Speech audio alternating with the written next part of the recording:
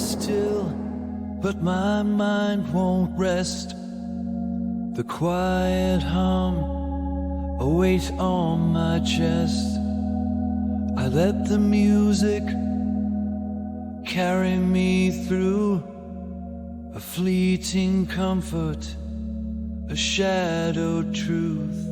I've been searching, I've been waiting for the pieces of myself I keep escaping.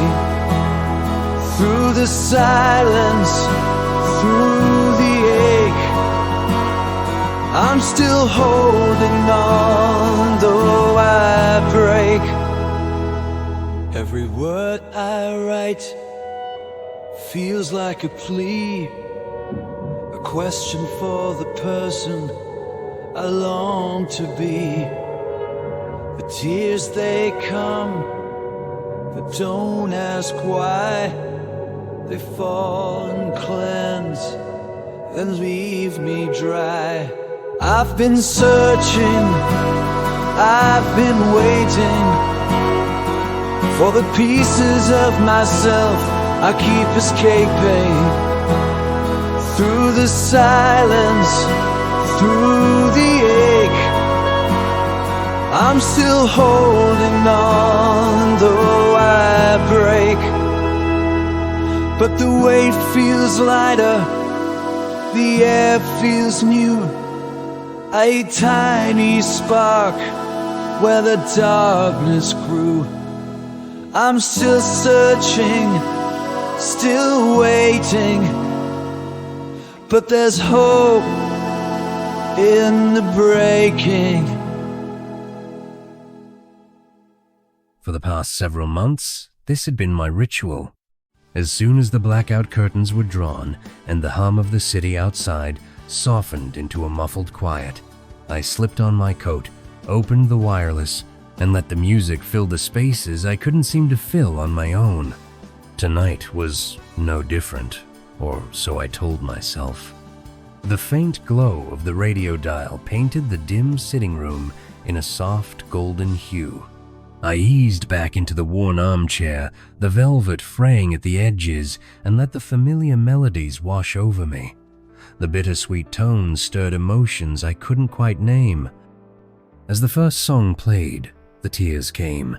Not the wrenching sobs of grief that had defined the Blitz's early days, but a quiet, steady weeping.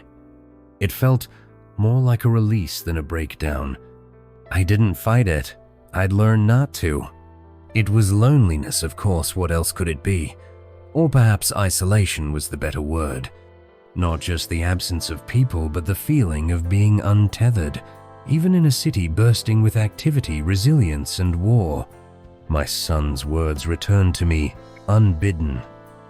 Your heart and your mind have been made for a unique purpose on this earth, and that has caused you to be separate and distinct from many of your friends and potential peers.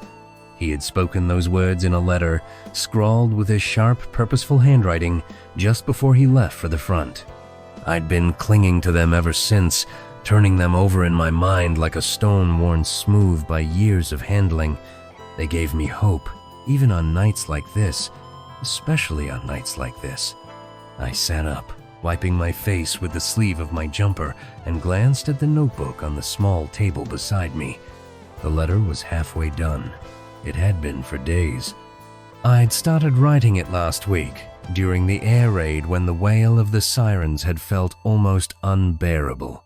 At first, the words spilled onto the page as a way to quiet the storm inside my chest, a way to say the things I could never utter aloud. But as the pages filled, I realized I was writing to someone specific, someone I'd never met, the person my son's blessing had spoken of, the one I'd been searching for, waiting for. I picked up the notebook and turned through the filled pages, my uneven handwriting staring back at me. The words felt raw and fragile, like glass on the verge of shattering. But they were honest. That had to count for something, didn't it? You don't have to be anything but who you already are, I had written. I see you through God's eyes. I've been searching for you for years, waiting on His timing, learning patience and trust. I had to be ready for this connection, and I believe it's drawing near. The music shifted on the wireless, a more uplifting melody floating through the room. I closed the notebook, my hands trembling slightly. Could I really send this? Could I open myself up like this, knowing there was no guarantee of how they'd respond, or if they'd even read it at all? The familiar doubts crept in. You are too much, too intense, you'll scare them away. But then I remembered the other part of my son's letter. You do not have to be alone.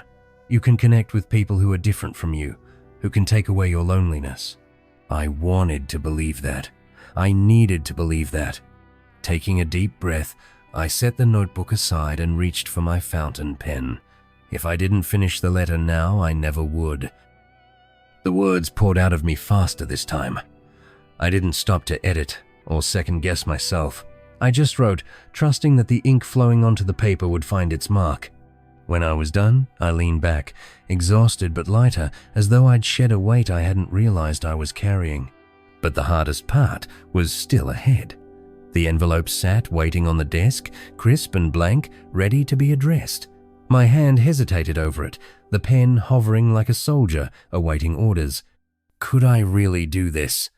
I closed my eyes and whispered a silent prayer. Lord, give me the courage to trust you, to trust them.